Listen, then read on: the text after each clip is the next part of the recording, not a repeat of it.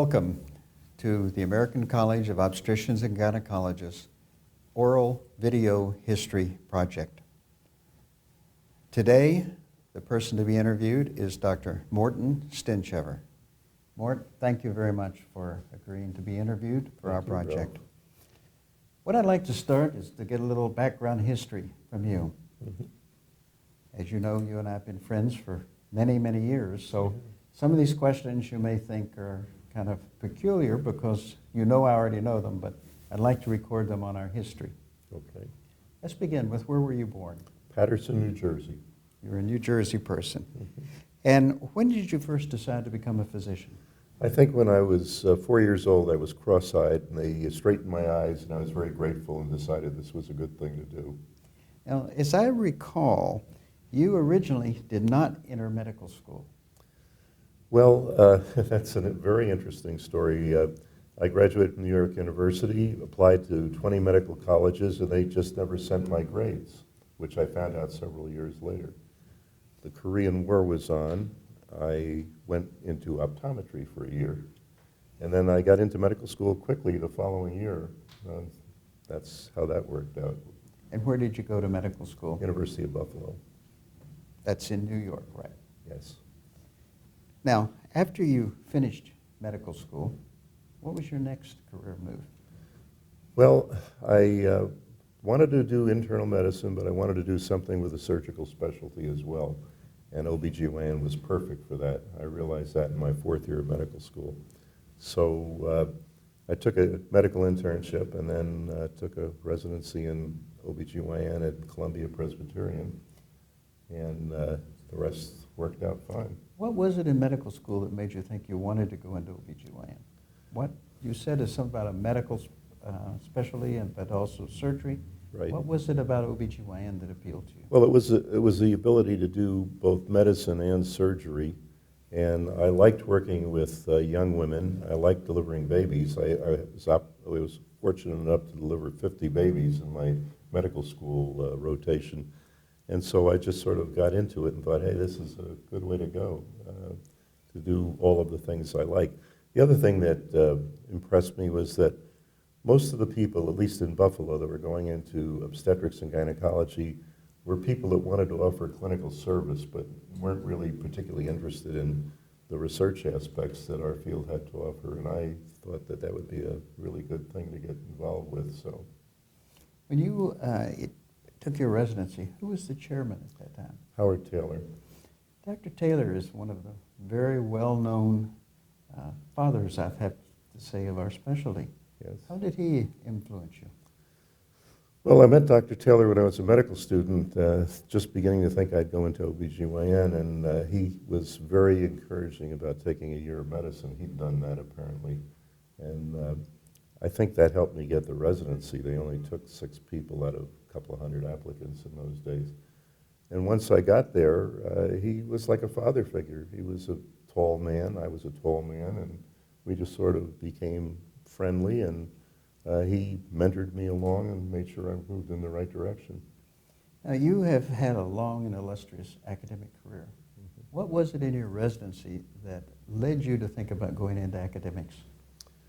Well, I would have loved to have gone into academic medicine while I was a resident. In fact, we were encouraged to, but I was a poor boy from Paterson, New Jersey, and I thought I'd probably go into practice and make a living.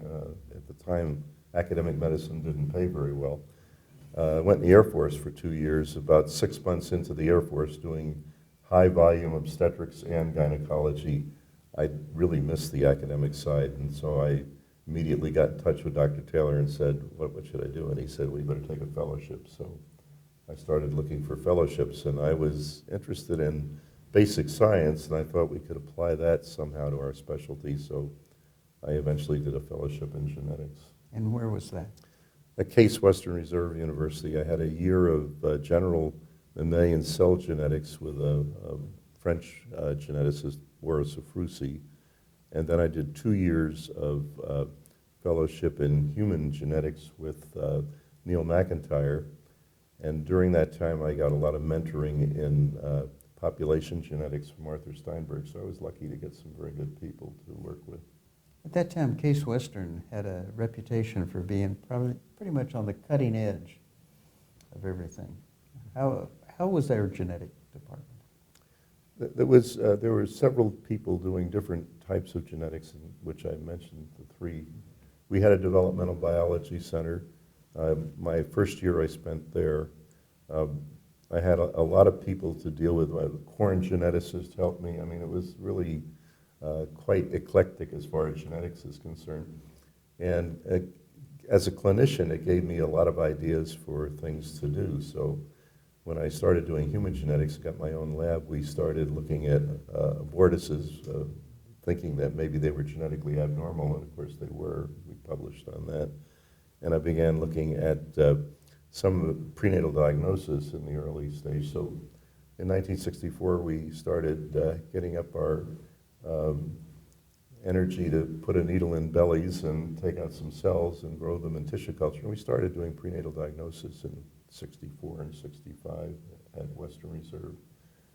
And then, of course, Ken Ryan was my chair at Reserve, and I had done my residency with Vince Freda, who was well known for ROGAM.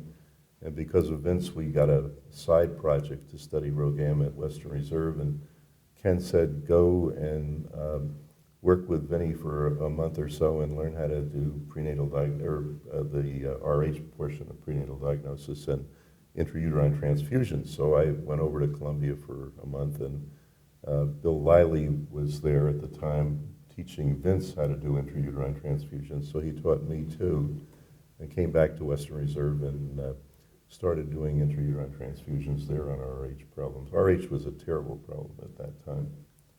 When you finished your fellowship training in it, what did you do then?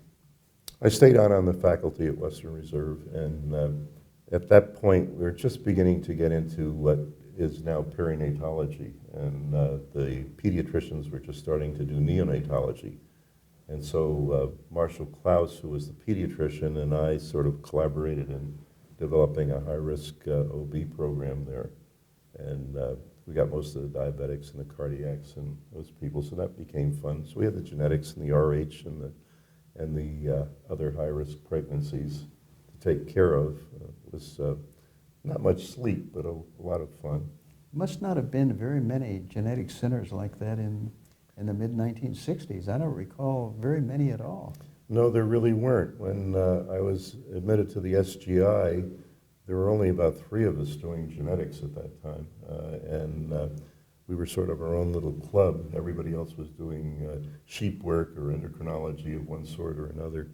But it was the early days, nothing like the tools we have today, but it was interesting. It was mostly cytogenetics then. As I recall, one of the first publications you had was a small teaching book on genetics and genetic counseling. Yeah.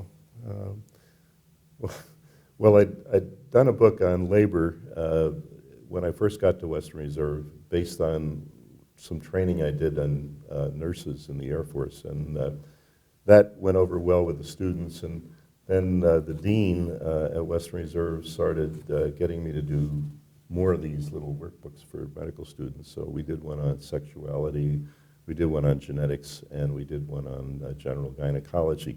The idea was that you could give this to a medical student starting their clerkship in 6 or 8 hours of working with these workbooks. They'd be up to speed and could come on the ward and have some idea what they were doing. Well, you obviously left Western Reserve. Where did you go next? Went to the University of Utah as chairman in 1970. Tell me about the University of Utah. Did you take your genetics with you? I did. I started prenatal diagnosis in Utah, which was rather interesting. They weren't quite sure what I was doing it for, but once they realized, then they got on board and became very helpful, and we set up a program there with the help of the March of Dimes. Remember our wonderful friend, Virginia Abkar, she got me some funding to get started there. And so we did prenatal diagnosis, we did RH. Fetal monitoring was just heating up.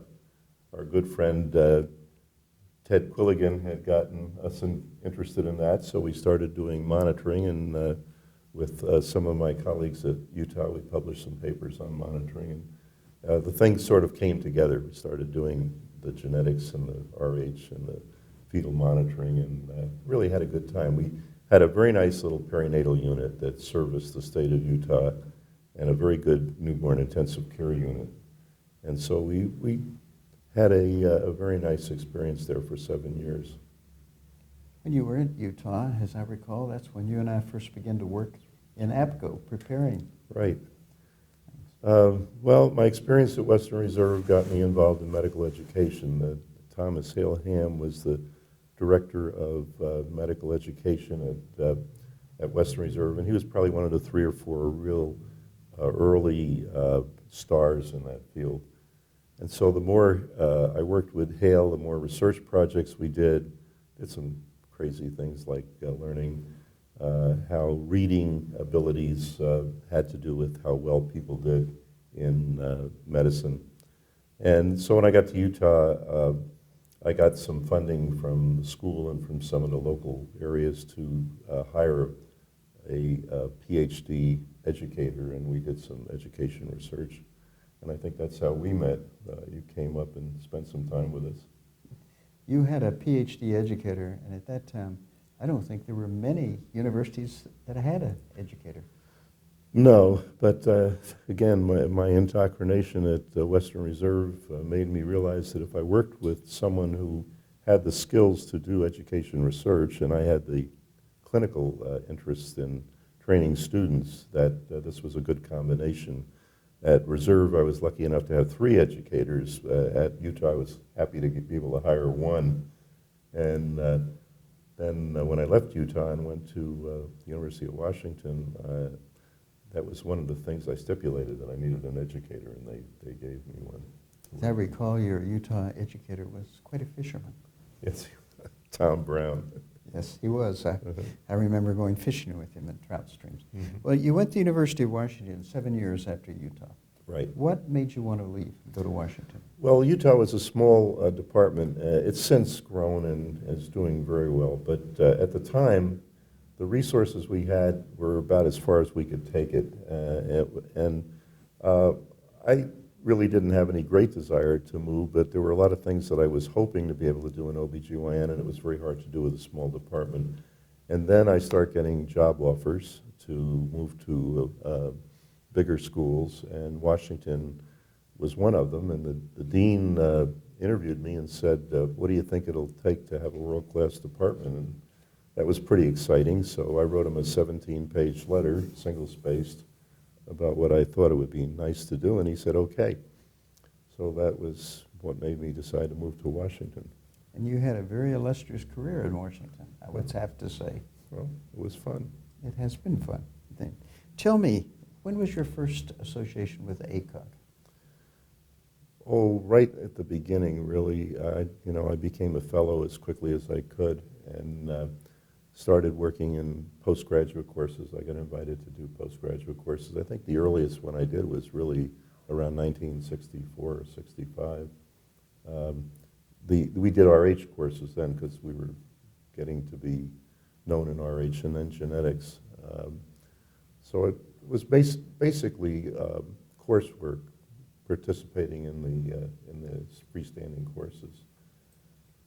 Then in 1974, I was appointed to CREOG and got involved with Warren Pierce and Harry Fisher, and got closer and closer to ACOG then. And then after that, I became a member eventually during the 80s of the American Board of OBGYN, and got on the RRC, and of course we kept having associations with everyone from ACOG. And I was active with APCO. APCO brought us close to the efforts that ACOG was making in education. You also became an editor for the Green Journal. Tell me about that. Well, in 1982, I was put on the Ed board, and that was a great experience with Dr. Mattingly as the editor. I loved him. He was just a wonderful guy, and we had a great 4-year experience. And unfortunately, at the end of it, he was dying of cancer, and the question came up, would I like to be an associate editor or the replacement editor? I thought being a chair at a big university was probably a full-time job, so I thought being an associate editor sounded like a good idea. And in '86, I became an associate editor and kept that till 2001.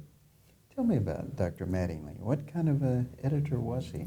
We don't have the ability to do a videotape of Richard anymore. He was a hardworking, hardly ever slept. I don't think he slept more than 2 hours a night. He was an oncologist in addition. Hardworking, but one of the nicest, friendliest people you can imagine. He would bring out the best in people just by being the way he was, by being a nice, friendly, loving person. And I'd had the greatest respect for him. I loved working on the ed board when he was the editor. And then when the situation came that he knew he was going to die, he said, you might want the job, but he said, if you don't want to give up your chair, I wouldn't advise you to do it. He said, I've been the editor and the chair, and he said, I'd be losing my chair if I weren't dying. He said, I really believe it's a full-time job being editor.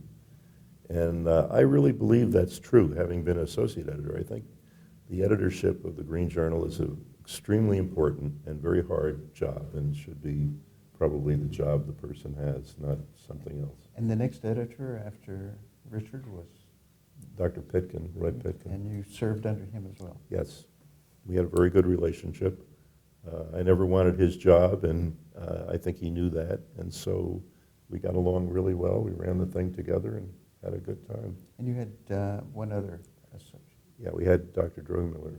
Bill Drogmiller was on for a while. And then when he became the education specialist from the board, he gave up the job. And then after that, when did you move on? Well, I retired as chair at Washington in '96, and in '98 I gave up, 99, I gave up being professor because my wife was sick at the time, as you know, and I wanted to spend some time with her. And then when the time on the Green Journal was over, you were kind enough to give me 2 new jobs. And what are those jobs? The ACOG Clinical Update series in women's health, which is the monograph series that we put out, and the ACOG Clinical Review, which did come out with the Green Journal, now comes out online. Both jobs I love. They're really fun jobs. Let's divide the 2 jobs. Which do you feel takes the most time?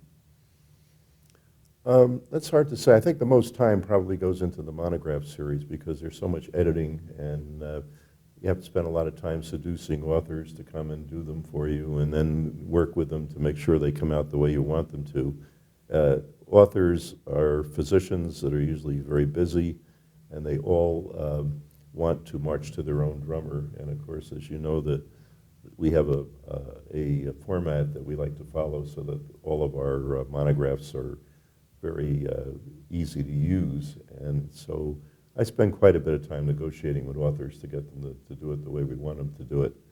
The review is a pleasure in that it gives me an opportunity to read a lot of journals, pick out articles that I think people in practice would like to know about, and then write a little synopsis and critique of the articles. So I do that in my spare time, flying on airplanes and sitting around the house, and whenever I have a chance, I'm reading journal articles and picking out these things. You probably have become the most expert person that we have on all the various aspects of their specialty. I wish I knew this much when I was practicing. But been wonderful. What would you say then has been your most memorable experience that you associate with ACOG? Oh, I think the publications, but everything, the postgraduate courses, and certainly having one of my best friends as the executive director has been a pleasure. But I've enjoyed the publications. I've really enjoyed my time with the Green Journal and my time with the 2 new publications that we've been doing. Besides the Green Journal, what other major publications have you been involved with? I'm associate editor of the survey, I've been associate editor of the Western OB Journal, or Western Medicine Journal, I'm sorry. I'm on the editorial board of the British Journal. So you do more or less work with these. Every journal has its own area of what they ask the associate editors to do. The Green Journal, the associate editorship is a working job. There's no two ways about that, and it's really a great pleasure to do it. Tell me, you also write books. Tell me about the books. Well, I guess the most important book that I've ever been associated with was Comprehensive Gynecology with Dan Michel and Arthur Herbst and Bill Drogmuller that we put together back in the 80s, and to our happiness and surprise, it was a success. We tried to set it up on a basis of being a good educational experience, and that seems to have worked out. We did 4 editions. We rotated the authorship so that each of us was author on one, first lead author. And now it's in the hands of 4 of our younger colleagues. We've stepped back from it. I've done a book on healthcare for older women. It's been one of my interests since about 1985. And that's come out in a couple of different editions. And I've done one on office gynecology, which has come out in a couple of editions. The thing that's kind of motivated me in publications is to get information out to practicing physicians that they can use in their office. It used to seem to me when I was practicing that I wanted answers to how to handle the kinds of day-to-day problems that we have. And that's sort of our philosophy with the monograph series and the ACOG clinical review. I also recall that you, and working with your former wife, were one of the first to come out with anything on human sexuality. Yes, it started really because of our interest in chronic pelvic pain. And then we sort of moved into some of the causes of chronic pelvic pain, and then we sort of got involved in the problems of female sexuality, and one thing led to another. She was a marriage counselor. She had a Master of Social Work degree, and so we started putting things together, and back in the 80s, we suddenly realized that some of this led us into the issue of domestic violence, and I think we did the first publication that the college put out on domestic violence. It was, what do we used to call them? They've now got moved into something else, but it was one of these working pamphlet types of things. You've been a major factor in our entire specialty, as you obviously described, well respected by most people. What do you see the future of obstetrics and gynecology? Well, I think it's going to be very interesting. We seem to be developing so many side issues and interests that I don't know whether in 20 years there'll be such a thing as a general obstetrician and gynecologist. I think there'll be people doing office gynecology, and there'll be people doing obstetrics, people doing the various subspecialties. I'm sure there'll be more subspecialties as we mature. Whether there'll be people in a solo practice office delivering babies every night of the week and doing surgery a couple of days a week and running around tired most of the time. I think that era may be passing, and that we may be developing niche specialty practices that will serve the needs of women perhaps better. What do you think is going to be the impact of the increasing number of women? The last residency match, 80% of the first-year residents were women. How do you see that impacting on our specialty? Well, I think the women as physicians are wonderful. I've been training women physicians since the 70s, and they've been great, and some of them are leaders in our field now. The thing that worries me is that are women willing, or will they be willing to work into their older years as the men are, because they may or may not have the need or the drive to do that. They'll be mothers, grandmothers, wives. The they may not have the financial pressure to keep working, and so their careers may be shorter than the average male's career might have been. Now, that may or may not play out, but I think it is sort of heading in that direction. So they may have shorter careers than we've had. Well, if you're talking about interesting things, and we've been on a very positive note, what has been your most disappointing experience with our specialty? Oh, that's a tough one. I really haven't had any disappointing aspects to it. I mean, I've really had a wonderful time with our specialty, and it seems like I went from one aspect of it to another. I mean, I started out being a geneticist and perinatologist and ended up being a urogynecologist, and it just seemed to be a natural change to do these things. I like doing surgery, and I never really had trouble making these transitions. It was always possible. So I don't really have a negative. There's nothing I'm angry about or wish I'd done or feel I've been shortchanged on. If you could make one change in ACOG, what would it be? Well, I think the direction that you've started to take with international obstetrics and gynecology is a very positive one. And as you know, I've been involved with FACOG for the last few years, trying to get a floor under the training programs in urogynecology.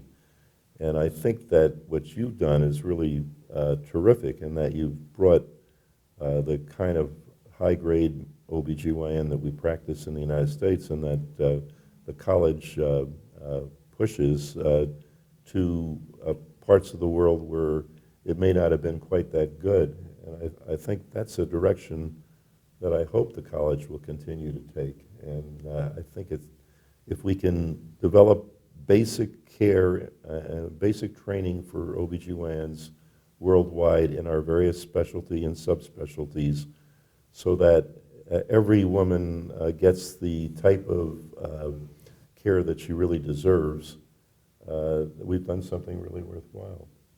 Let me take you back. You mentioned a minute ago that you became a member of the American board. Mm-hmm. How do you describe your experience on the board? You went through a couple of executive directors and executive vice presidents of the board.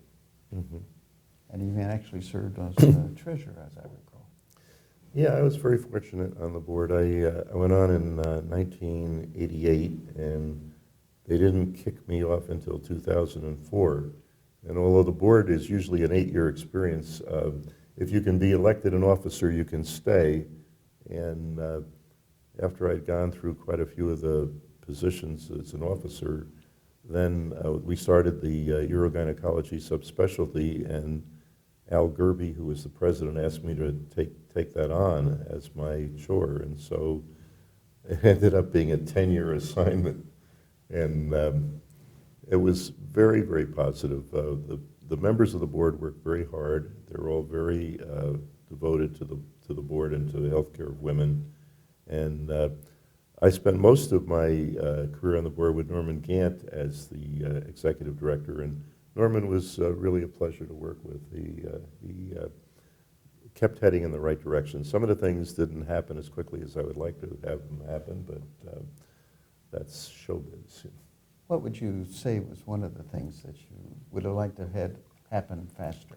I think that urogynecology was ready for subspecialty status and to have exams, and we've got a high-quality group of fellowships now. We've got a high-quality group of fellows that have been turned out, and I think it's time that they should be certified and recognized as a subspecialty. And that I tried to get done while I was in charge, and for one reason or another, mostly political of one sort or another, it was difficult to do, but I think it's high time that that specialty gets recognized. Well, as we come to the end of the interview, I would like to ask you this. Given the opportunity to meet with our group of young medical students today and young physicians, what advice would you give them about entering our specialty today? Oh, I think it's one of the most fascinating and exciting specialties in all of medicine. I mean, I've always felt that that was the case. We have unlimited research opportunities in just about every aspect of medicine, from whether you're taking care of disease states like infectious disease or autoimmune diseases, or whether you're interested in social issues such as the things you brought up with sexuality and dysfunctional families. We have so many areas that we can do something with. This morning's program on the question of postpartum depression, I mean, that's a huge area for our specialty to deal with. So that I think it's an extremely exciting field, and that any young person going into it that couldn't find their niche would be very surprising if they couldn't. I think there's probably no field in medicine with as much to offer. You know, I can't imagine that they wouldn't find some place in our field exciting to practice. Well, Morton, thank you very much for being willing to be interviewed, to share with us some of your ideas, some of your experience. As I said, we appreciate that very much. Thank you.